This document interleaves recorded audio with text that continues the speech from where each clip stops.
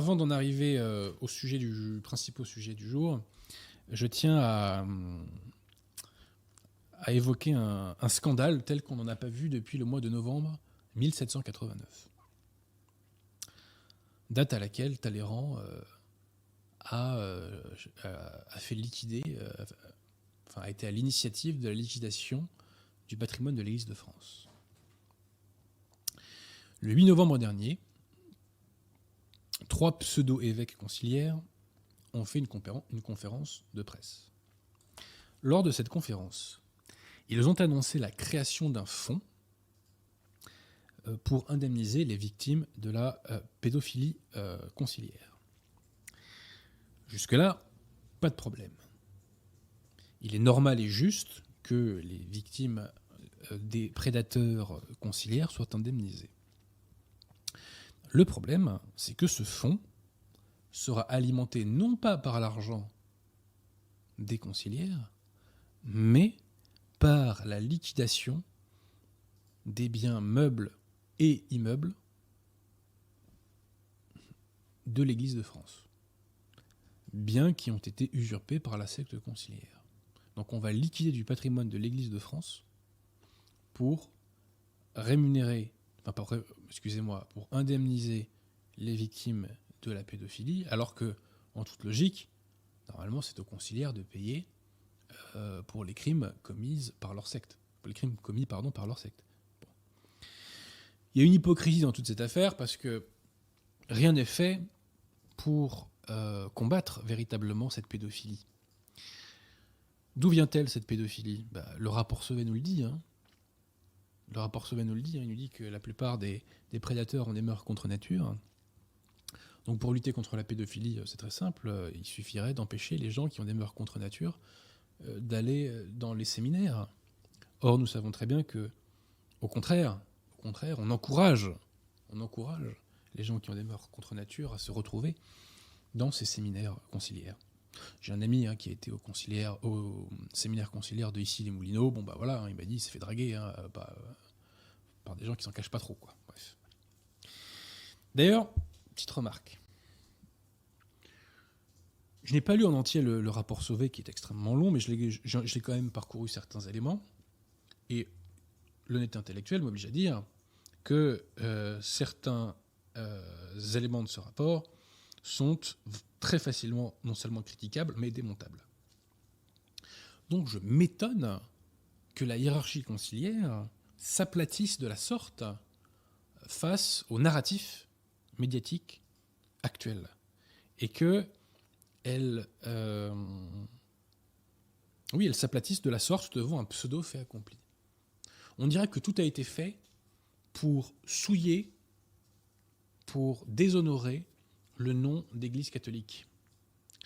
C'est-à-dire qu'on fait une pseudo-commission indépendante remplie de francs-maçons et de gauchistes. On les laisse alourdir la facture. Attention, je ne dis pas qu'il n'y a pas de pédophilie conciliaire. Mais j'aimerais comprendre comment on passe de 300 témoignages non vérifiés à 200 000 victimes. Moi, je suis juriste, ce qui m'intéresse, c'est les liens de cause à effet. Les liens de causalité. J'aimerais comprendre. Bon. J'ai pas l'impression que les archiconciliaires se posent beaucoup de questions. Bref, donc on fait cette commission de maçonnico-gauchiste et on la laisse manquer de respect on laisse manquer de respect à l'Église catholique en l'assimilant à des pratiques ignobles. C'est absolument monstrueux. C'est absolument monstrueux. Ces gens qui ont fait cela vont payer très cher. C'est le double crime de la pédophilie. C'est d'une part de briser des vies, briser des âmes, et d'autre part d'assimiler le nom de l'Église à ces monstrueux prédateurs. Donc au final, la secte conciliaire recrute dans ses séminaires des individus qui ont des mœurs contre nature. Ces individus qui ont des mœurs contre nature commettent des agressions sexuelles, voire des viols.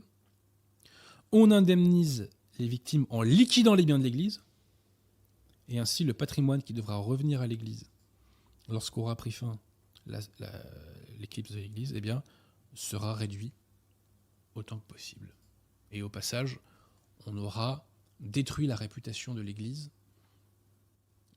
dans l'esprit de millions et de millions et de millions de gens. Tout cela donne la nausée. Seule une mafia antichristique est capable d'une entreprise aussi démoniaque. J'espère que les conciliaires de bonne volonté vont se révolter contre cette liquidation entreprise du patrimoine de l'Église de France. Et j'espère que les conciliaires de bonne volonté vont attaquer maintenant, vont attaquer la question des mœurs contre nature dans les séminaires. J'en arrive maintenant au dernier sujet du jour, qui concerne le rapport Sauvé. Alors, je ne serai pas exhaustif ce soir. Qui concerne donc cet ouvrage de T.A. Le Chevalier, bref examen critique, on voit la référence à Monseigneur Guérard, du rapport de la SIAZ. Donc sur le rapport Sauvé. Alors ce livre, je tiens à vous le dire, je l'ai énormément apprécié.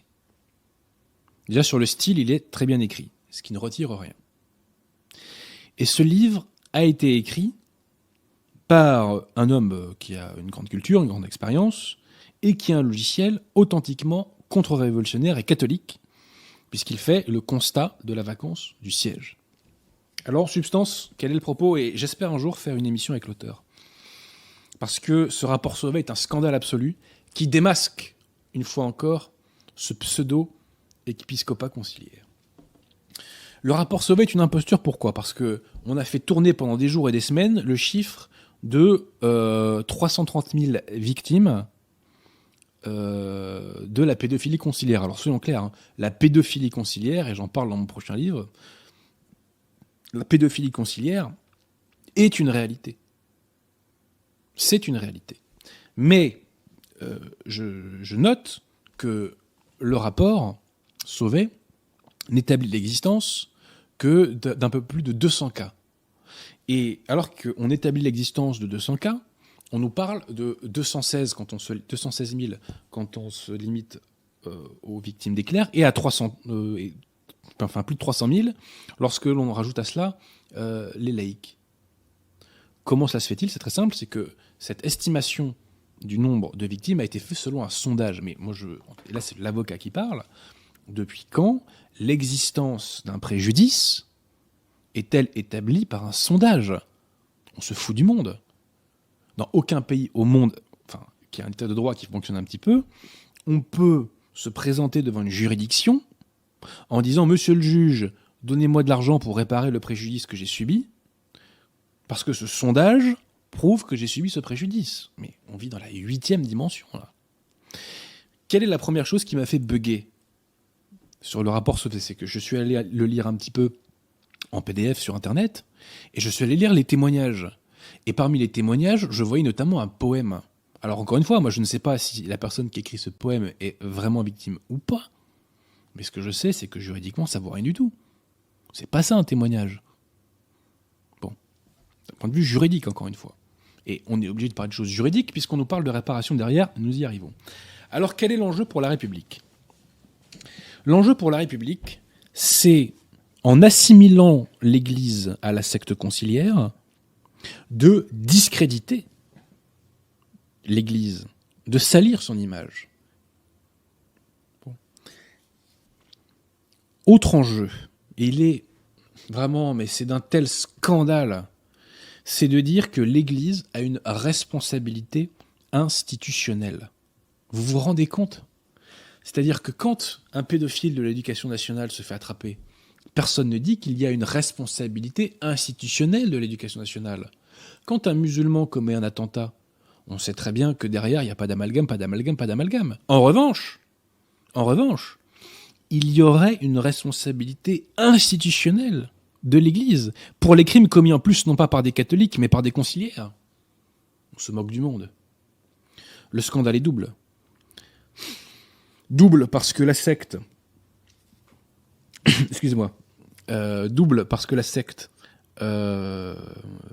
n'est pas l'Église catholique. Et ensuite parce que, comme je vous l'ai dit, certains ont droit au pas d'amalgame et d'autres non, semble-t-il. Alors, le rapport Sauvé fait toute une série de recommandations. Ça, c'est très intéressant. En fait, le rapport Sauvé, c'est aussi une tentative d'ingérence dans ce qui est présenté comme étant l'Église catholique. Et ils font toute une série de recommandations sur l'ordination des hommes mariés, sur le fait qu'il faut plus de laïcs et plus de femmes dans les sphères décisionnelles. On fait des recommandations également sur la confession, vous voyez. Bon. Donc, c'est un ouvrage très intéressant. Alors, je précise que ces pseudo-évêques, ces faux évêques conciliaires se sont couchés. Ils se sont couchés et ils ont admis la responsabilité, entre guillemets, institutionnelle de l'Église. Mais a-t-on déjà vu un épiscopat insulter à ce point l'Église catholique ? La dernière fois, ça devait être en 1054 à Constantinople. Et alors, pour réparer le préjudice subi par les victimes, il est prévu de créer un fonds qui sera non pas alimenté par les fonds des conciliaires, ce qui serait logique puisque c'est leur clergé qui commet les actes de pédophilie, mais qui sera alimenté par les revenus tirés de la liquidation du patrimoine de l'Église de France. Et cela a commencé.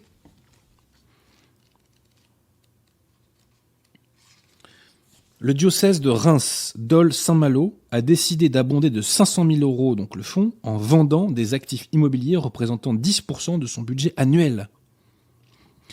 Le diocèse de Saint-Brieuc, référence Ouest France, 17 décembre 2021. Le diocèse de Saint-Brieuc a décidé de verser 200 000 euros au fonds de dotation en vendant le lycée du Sacré-Cœur à Saint-Brieuc. Télégramme de Brest, 23 décembre 2021. Le diocèse de Créteil a décidé de vendre la résidence de l'évêque pour 200 000 euros et financer donc toujours le fonds Figaro, 15 décembre 2021. Donc là, nous sommes en train de vivre la troisième opération de liquidation du patrimoine de l'Église de France. Première opération, c'est par Talleyrand en 1789. Deuxième opération, loi de 1905. Troisième opération, rapport Sauvé en complicité totale avec la secte conciliaire. Et je le répète, et ça c'est fondamental, l'épiscopat conciliaire s'est couché et il a admis qu'il y avait une soi-disant responsabilité institutionnelle de l'Église dans les crimes commis par les membres de la secte conciliaire. Et ce pseudo-épiscopat conciliaire s'est engagé dans la liquidation physique du patrimoine de l'Église de France. Et on nous dit que ces gens-là sont catholiques, mais on se moque du monde. On se moque du monde. Alors, pour terminer, peut-être une petite citation, si je la retrouve. La voici. À vue humaine, l'Église conciliaire, les évêques conciliaires sont parvenus au bout de leur intrinsèque perversion. Qu'ils puissent endosser les plus atroces calomnies de la contre-Église, de la maçonnerie en l'espèce, contre l'épouse immaculée du Christ, prouve qu'ils n'en font pas partie et n'en sont plus que la satanique, et n'en sont que la plus satanique des contrefaçons. La divine providence veille toujours. Ces détestables péripéties font clairement augurer que l'Église conciliaire est appelée à disparaître dans le mépris général, sous le poids de trahisons devenues aveuglantes, même pour les moins avertis, pour laisser triomphalement place à la sainte Église romaine qu'elle éclipse depuis plus de 60 ans. L'Église sera éclipsée, Rome perdra la foi et deviendra le siège de l'Antéchrist, Notre-Dame de la Salette, 1846.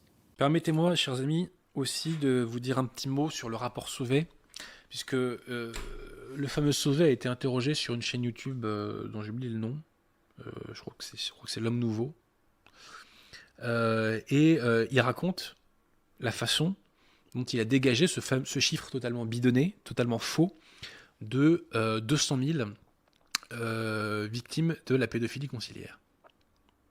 Soyons clairs, la pédophilie conciliaire existe, c'est une réalité, mais ce chiffre-là est bidon, et il est choquant parce qu'en fait, il vise à viser l'Église catholique et non pas la secte conciliaire. Donc ces gens-là ont voulu souiller le nom de l'Église catholique. Donc Sauvé nous le dit.